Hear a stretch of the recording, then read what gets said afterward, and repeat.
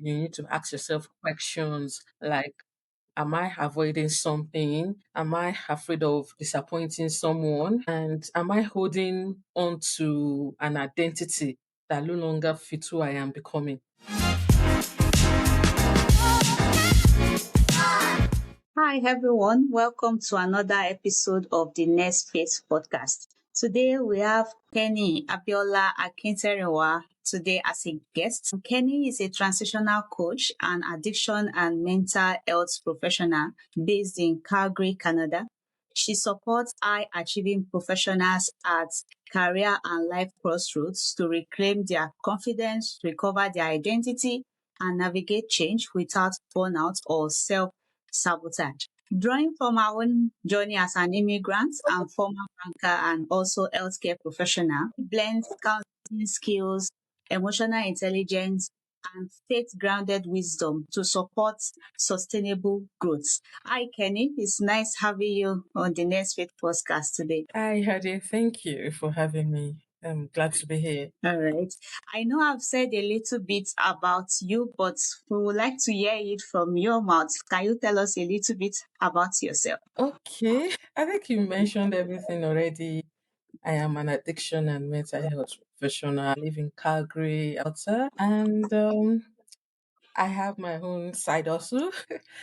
I Yeah. support professionals, I support parents, I help them navigate transitions and especially breaking patterns because patterns show in our everyday life. Patterns like sabotage, like fear, yes, low self esteem, and all that comes into play when we transition from one phase into another. Yeah, that's what I do in my coaching. And yeah, I'm glad to be here. Right. We are glad to have you here too. Yeah. So I know you have a unique journey. You transition from banking into healthcare and now you are also coaching. What was the defining moment that made you pivot into this work that you are doing now? Defining moment, I think, came. It wasn't like dramatic or something that just happened. I think it was cumulative, and it started 2020. I think, yeah, 2020 during the COVID. I paused and I said, okay, I needed to do something that was passionate about, and that started as a because I loved mentoring because I have teenagers myself. So I joined a friend's camp. She was having this camp for girls during summer, and I became one of the facilitators. And during the camp, I realized that I enjoyed mentoring the teenagers. They were opened up to me, and I was like, okay, they said so many things that I could relate with growing up, and it just struck something in me. I was like, I wish I had someone I could talk to when I was growing up. There was because of course my dad, I didn't have a dad. My dad died when I was 10. I had my mom, but she was busy trying to raise five kids. So I we we talked to her. We used to talk to her, but she was always busy. She was trying to raise money to feed us, to send us to school and all that. So I and my sister, I think we were very close because we were the only girls in the family. So I just started thinking, I wish I had someone to mentor me. I wish I had all these things. These girls, they really opened up to me, and most of them said they couldn't open up to their parents the same way they were able to open up to me. And that was when I determined that, okay, I have two teenagers. I'm going to make sure I start mentoring teenagers. And I needed something, a way that I will be able to also mentor my own kids too, so that they will be able to talk to me and share whatever they're going through with me. And at that time, during that camp, we talked about mental health. Mm. And that was why I went online and I searched for mental health courses. I just wanted to do something because I realized so many of these girls, they were having so many challenges. Most of them were saying they were depressed, they had so many things going for them. And I was like, wow, these girls need help. And I will be part of the community that will support teenagers and youths where I am. So I went online and I did this course in addiction and mental health. And so I had to leave where I was working. When I was done, when I got my certificate, I just told my boss I needed to move to I was going to leave, and I started applying for jobs, and I was so lucky. I got so many interviews. I got like 5 interviews that time. I got two jobs at the same time. I didn't know which one to pick and all that. And that was how it started. And I was like, wait, God, this is actually what you wanted me to do. And I was so happy because I was like, when I started the job, I just started feeling this fulfillment. And I was like, God, why didn't I know about this or this, right? This is really what I want to do. And that was how it started. And along the line, I realized that when I started the job, I realized that I carried some patterns from the job I was doing before. I carried it into that job, and I needed someone to coach me. And I went into coaching. I went for therapy and all that. And I was like, okay, this is something that is really needed too. And that was when I started going for different courses. I went for this emotional intelligence coaching course. That was when I did my life coaching certification and all that. And that was how I started. I was like, okay, this is what I enjoy doing. I realized that I am this person that I listen to people. I can be with you for 2 hours and not say anything and just listen to you. I'm like, okay, this is what I really want to do. I want to coach. I want to be there for people. I want to counsel and all that. And it started. And before relocating, I had leadership experience back from Nigeria that defined my professional identity. But after moving here and having to start all over again, because when I got here, I had my second child and my third child, and I didn't work for like 4 or 5 years, and it was really hard going to transition back into the work place. So, and that part of it formed why I really wanted to help other people too. I went for a course that I didn't really like. I wish I had someone that could have helped me to choose um the right um job then and the right course. So that was how it started. I'm like, okay, I'm going to help people. It was challenging transitioning from when I was working as a leader in Nigeria and having to start all over again. That actually also affected my identity, my self-esteem, and it wasn't easy. Yeah, that's all about it. Yeah, thank you so much for sharing that. You mentioned that you came to Canada as an immigrant. You had to change career. You had to transition. And you also mentioned about identity shifts. So I would like to know, what identity shifts did you personally have to go through during that period of transitioning for you? Yeah. One of the biggest identity shifts I experienced was learning to separate who I am from what I do. And because when I relocated and I started all over again, one of the things I used to define myself, the title, the influence, familiarity with systems and all that, they disappeared like overnight. Like where I was working before I left Nigeria, I was the manager and all that. Now coming to Canada and working with 20-year-olds, 26-year-old that you have to report to and all that. I had to separate who I am from what I do, and I had to believe in myself again. I had to be like, okay, this is who you are. I had to be like, the title shouldn't define me. And I had to shift from a leader to a learner, and I had to shift from an expert to a beginner. And I had to prove to myself that, okay, I know who I am, this is who you are. And yes, I had to build that confidence all over again. I had to start learning about myself. Like I actually started knowing learning how to know about myself all over again. And, oh, this is who you are. You are. This is who I should identify myself with, and not with the title or the job I'm doing. Yeah, and what you have experienced, what so many high achieving professionals struggle with during their period of transition. Like you said, coming as a manager, as a director from your home country, and coming here maybe starting from an entry level role. So many struggle with that. And you have mentioned one of the things that helped you. What are the other biggest challenges that people also face in that period? Some people, they struggle silently during transition periods. Definitely, you will not want to express how you are truly feeling to your co-workers and the rest. So what are the biggest hidden challenges people in that period, this transitional period, what are the challenges that they face? I think one of the biggest challenges, hidden one, would be internal conflicts.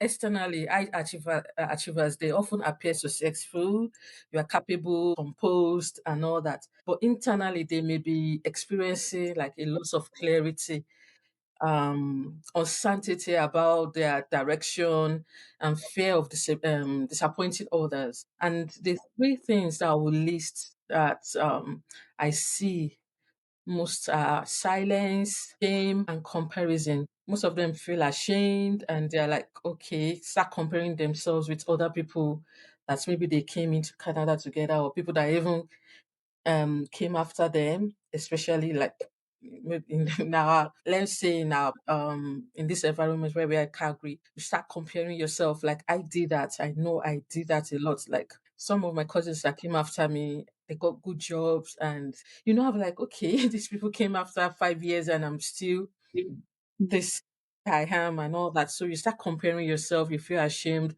They feel they should have everything figured out and they do not talk openly. Most of them are silenced. They are not Yeah. sharing what they have.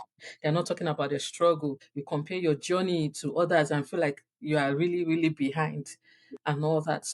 And major factor is unconscious patterns like perfectionism, fear of failure, and constantly needing validation. You always need someone to validate you, and these patterns they often remain hidden until a major transition disrupts that structure that people relied on, all the structure that you relied on for your confidence. So yeah.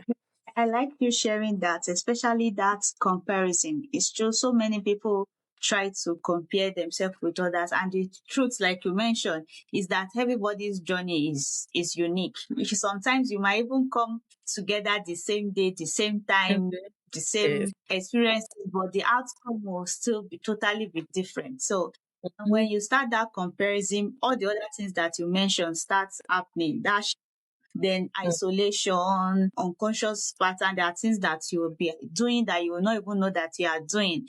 Yeah. So I think from people that I've also talked to, that comparison is one of the major things that causes people to struggle during that transitional period. Yeah. Thank you. Thank you for sharing that. And Mm, now that you are coaching people, how do you help your clients to move through fear? Because you also talk about fear, you talk about shame. So how do mhm. you help them to move through fear and uncertainty without self-sabotage? The first thing is to pause before you even go to choosing anything, or before you say you want to pivot. Pause first. Yeah. And people respond to feeling stuck by immediately looking for the next opportunity.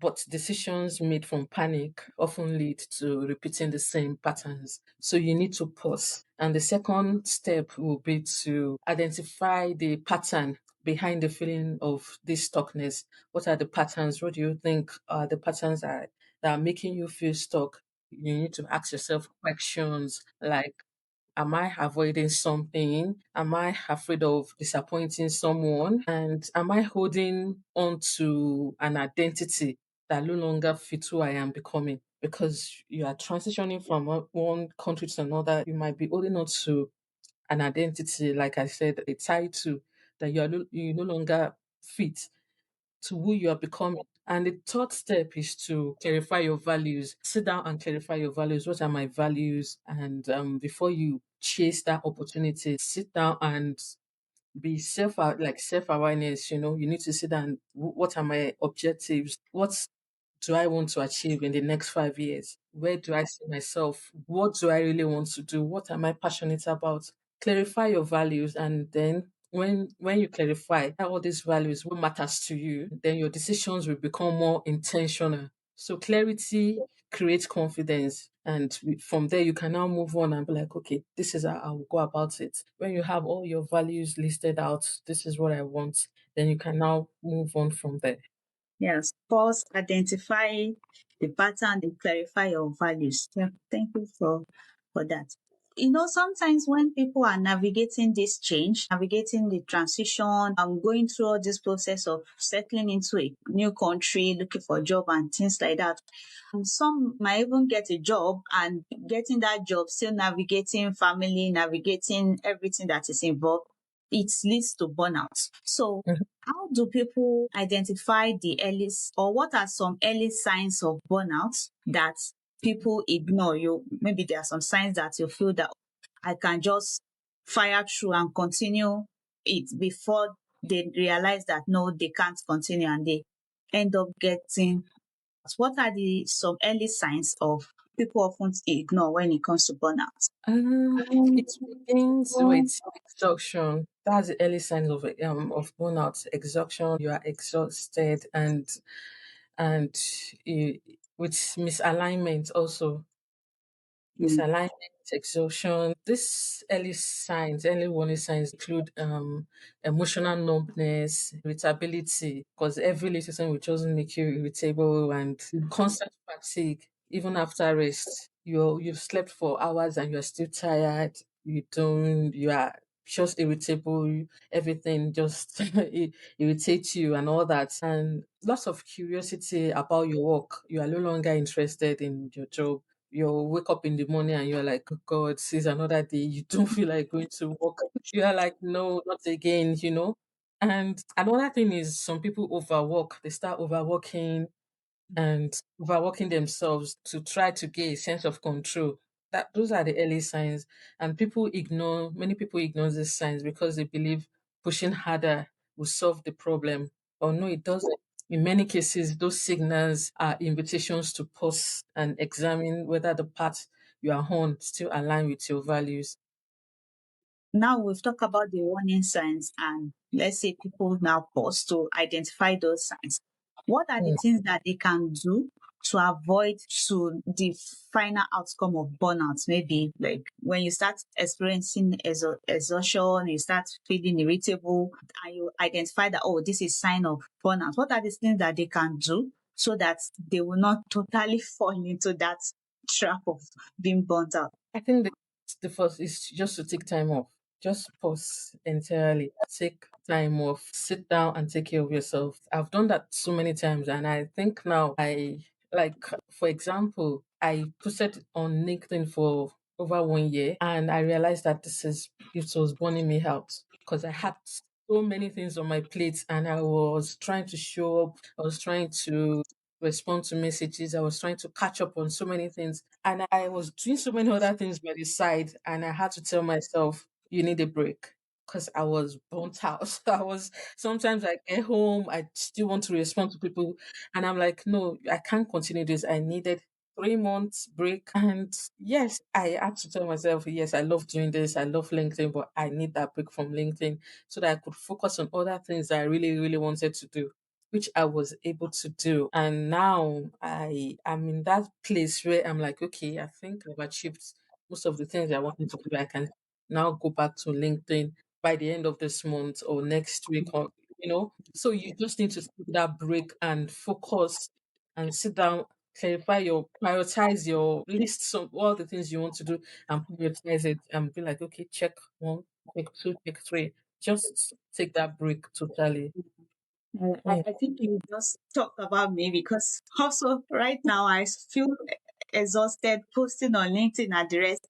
I didn't take a total break. I just reduced the number of times I go to Mm. LinkedIn. Instead of me posting maybe every day, I now post maybe once a week, twice a week because I also need my time back. So Yeah. it's good to identify those things that are stressing you, your stressors. I know sometimes when people are stressed, when they are experiencing burnout, maybe they go on vacation. But sometimes when you come back from that vacation, it's like the circle begins again. Again, Yeah, like you said, identify the major thing that is giving you stress, and if it is things that you can maybe give yourself break from for some time and focus on other things that you can do. Yeah, I like that advice of pausing, reflecting on what is giving you the stress and dealing with that. Thank you for sharing that. Yeah. Thank you. Let's talk a little bit about emotional intelligence, because when you were introducing yourself, you said you did some emotional intelligence coaching and this and this. So let's talk about emotional intelligence. How does emotional intelligence play a role during major life transitions?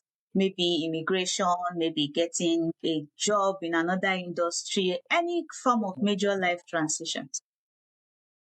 Yes, emotional intelligence becomes extremely important during transition because any change you go through, whatever phase you transition from to another, it amplifies emotions. And when your emotions are amplified, uncertainty, they can trigger fear, they can trigger anxiety or self doubt. And so when people lack emotional awareness, those emotions can drive impulsive decisions or even avoidance. So emotional intelligence allows individuals to recognize what they are feeling. Hmm. It helps you to understand where those emotions are coming from, and you'll be able to respond thoughtfully instead of reacting automatically to situations around you.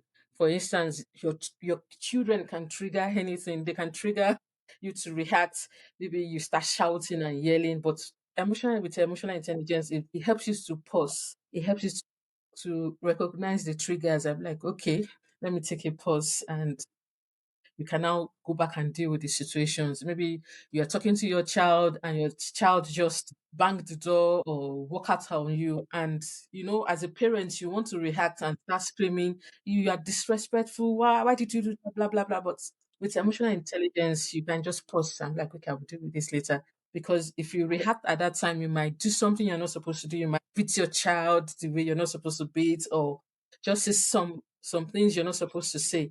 But with emotional intelligence, you will pause and maybe in the middle of the night, you go and wake that girl and say, get up. So what was that about in the evening? You'll be able to talk calmly. But I do this a lot with my daughter. Whenever she misbehave, when I go back and meet her, she should not be able to give excuses or defend herself. At that time, she might just be like, "Oh, mommy, I'm sorry. I won't do that again." So we need emotional intelligence in every phase of our lives, wherever we are transitioning from, even in a career, as a parent, even in marriage, migrating from one country to another, we need emotional intelligence. Yes. And how can we build this emotional resilience? Or, you were saying like remaining calm in stressful situation, and that Mm. it's not easy for some people. Some people want to do that, but it's not easy for them. What are the practical ways in which they can build it? I know it doesn't happen in a day, but I believe it's something that can be built. So what are the practical ways in which you can build emotional resilience? Yes, it can be built. And I know it's not easy. It's easier said than done when you say pause. Of course, it's not easy, but it is built through small, consistent practices. You have to be consistent. And self awareness is one of the most important starting points. When you reflect regularly on your thoughts, emotions, and patterns, then you gain a deeper understanding of how you respond to challenges. You can build it, but you have to be consistent. And when you recognize that, oh, this is what triggers me, okay, how can I be able to deal with this? Then it will help you anytime it happens, you'll be able to catch yourself and be like, okay, Kenny, don't shout. Don't shout, and you have to do it consistently for you to be able to build this up. So supportive relationships too, they are also essential. Having people who can offer perspective during difficult seasons, it helps you prevent like for instance isolation. And also it is important to remember that transitions are seasons, they are not permanent definitions of who we are. So the resilience can be built with constant consistent practices. And Mm. what you just shared now, can it also work in the workplace? Like if you are in the workplace and trying to Yes, understand, yeah. Can you talk yes. a little bit about relating it to the workplace? Let's say someone is in a career now that they are stuck and they cannot just leave because again they need the finances, they need to take care of their family, but they don't enjoy what they are. they are doing. How can emotional intelligence or emotional resilience help them at that period of their life? It can be done, and I like where I work now. I had to be like, okay, you have to be resilient until until you get something better. There's so many things that can trigger you to react and be like, okay, I'm done with this thing. I want to leave. But when you think of I have bills to pay, Yeah. I've not gotten another job. How will I be able to cope in this place before I get something else? Does that relate to your question? Is that what you're asking? So that is my question. Yeah. Okay, so you have to be able to be like, okay, I have to control myself when things triggers me. Like I had to build resilience. Like when I first started working where I work now, I because of the people that I work, the people, our clients and all that, the type of client that we have, there were some set of people that when they come, I'm like, oh my God, I don't want to see this person today. Mm. But I'm like, you are employed to work here. There's nothing you can do about it. You have to attend to this person, no matter how this person behave, no matter what they say to you have to know how to respond to this person. And most of them, they are now my friends because before they are always aggressive, angry. There was a particular one that will call me names that will be like, you ugly, black, whatever. It used to affect me before, but now when someone like that come in, I just laugh. I'm like, okay. I just tell myself, am I ugly? No, I'm not ugly. Am I, Mm. am I, I'm not a bitch. So I'm like, okay, pep talk. Just talk to myself like, I just smile. And now, most of them are my friends. When they come in, they are like, "Oh, how are you?" There's a particular one that there was a day he was really hungry, and I was just calm. I was like, "Okay, I want to help you, but I cannot help you in this situation. Can you take a walk? When you are calm, calm down. Come back to me." And the guy was like, he was the one that was now saying sorry to me and all that. And I was like, "This is my job. I have to find a way to be able to calm myself and also calm these people." So you just have to be resilient. Okay, this is where I'm working now. I have no choice. I have to keep my job. So can't do anything drastic that will make you lose your job. And if you are still until you get that job, by the Yeah. side you keep working on how you will be able to transition from that place. If you have to do a course to get a better job that you want, do it behind the scene. If you have to keep applying for jobs, do it behind the scene. And yeah, that's how you just keep yourself. You have to if you have colleagues that oh, this person, I can't continue to work with this person. You just have to keep your cool and try to make it work. Yeah, I think you've answered my next question. I was going to ask if someone is feeling stuck, what are the Mm, things that they can do? And you've mentioned that if you know that you want to live wherever you are and you want to go to another place, try to mm, know the things that are required to go. You mentioned something about maybe you need to take a course to be able to go to where you want to go. And the yes. time that you are in that place that you are still stuck, you just have to experience, like, show that patience. Try to smile it out. I know it's not easy, it's easier said than done. But if you still want to keep your job to be able to pay your bills, you will definitely be able to do that while you plan your transition journey. Or do you have anything to add to that? Yes, like I said before, just list your values. Where do I see myself? Where do I want to work? And what will I need to get that job? What are the steps? Just sit down. If you need to get a coach, get a coach. Some people they don't want to pay money for all this mentoring and coaching. But Mm. if you need a coach, get a coach that will support you. There's nothing as good as support, having a support system, that person that push you, that person that will make you accountable. Get a coach if you need to get a coach. And if you need to get a certification, go and get it. Some people they don't want to spend money on to develop themselves. Go and develop yourself. Pay for that course, pay for that certification, and so that you'll be able to move to the next phase of your life. Yeah. Thanks for sharing that. So let's jump forward now and assume that if someone has gone through the process of maybe getting a coach, taking Mm, some courses, and now they are finally in an occupation which they like. What does thriving after transition looks like? Because you also talk about thriving after you transition. What does it look like to you? As in driving from one place to another. Yeah, let's say you were stuck here, then now you Mm. transition into somewhere else. So how do you thrive in that new space you find yourself? Okay. Thriving in a new place, you just have to get support. So the first thing I would say is get support. If you want to thrive in a new place, first of all, get support. Like for instance, if you transition from one career to another, they will train you maybe for some weeks, then later you'll be on your own. You Yeah. need to support, maybe get someone that will mentor you in your place of work. There's Mm, nothing like having someone that you can always go to, that you can always look to and be like, okay, how did you cope in this when you were in my situation? Maybe it can even be your boss, it can even be a colleague, and just that person mentor you, let that person support you. And even if it's not a career, always get accountability partner. Maybe you need to join a community, maybe you need to join a group on Facebook or a WhatsApp group. Just get support. That's There's nothing like support. I realized that when I transitioned in my last job, I was like, okay, needed a support and I got it. And also continue to train yourself. Like I said, maybe because I love learning and I don't yeah, want to be same sports. I love developing myself. yeah, Continue to train yourself. Don't just say there, oh, I have the job now and that is it. No, train yourself. And also, like I said, get support, maybe your boss or your colleague. Also, you can also support other people that come in. yeah, Thereby you are still refreshing yourself for what you've learned or what you yeah, can stay there. So you have to get support above you, across and below you. yeah. Don't just and any other thing you believe you need just to thrive in any place. There's nothing like all those things I mentioned. And Mm. like I would say, if you need a coach, get a coach. Get a Yeah, coach. yeah. Yeah. Thank you so much for sharing on the word of wisdom.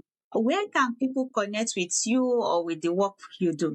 Okay. I'm on Facebook, The Beautifier. I'm on Instagram and I'm on YouTube. Also, I just started my YouTube channel.